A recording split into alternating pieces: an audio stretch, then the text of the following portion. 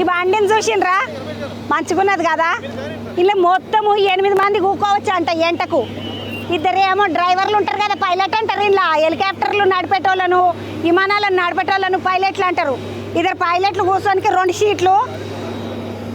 ఎంటకేమో 8 మంది కూర్చోవచ్చు. 1 2 3 4 5 6 7 8 మొత్తం 8 మంది కూర్చొని పోవచ్చు ఇళ్ళకు.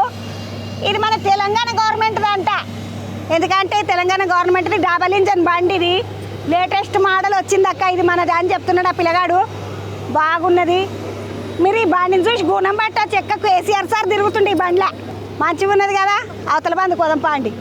ఇది ఒక బుడ్డ విమానము, ముద్దుగున్నది. దీని పేరు VTC-ZR అంట. VTC-ZR దీని పేరు.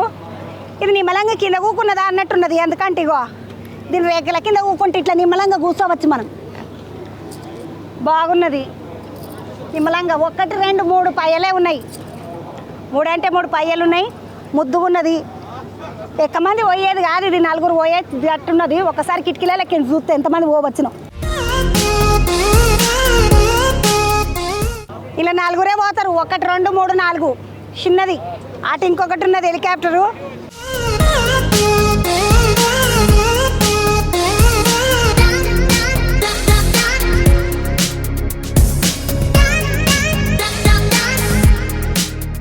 యువతల బందికి వస్తే ఇంకొకటి VTYRG అంట దీని పేరు. ముద్దుగున్నది.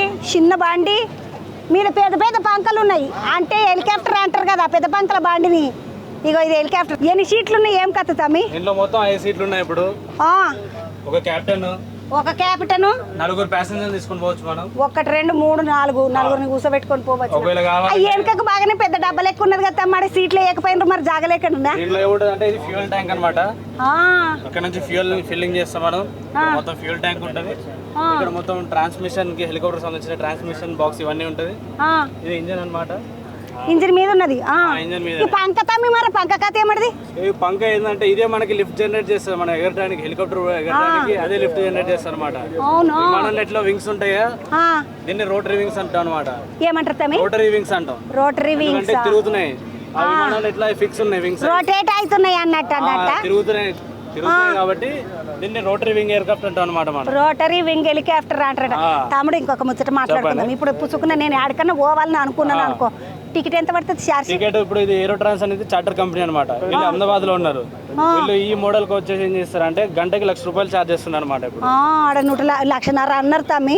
ఏంటంటే ఇది చార్టర్ ఏంటంటే ఇది కొంచెం మన గవర్నమెంట్, గుజరాత్ గవర్నమెంట్ వాళ్ళతో కూడా లింక్ అప్ అయి ఉంటుంది ఇది.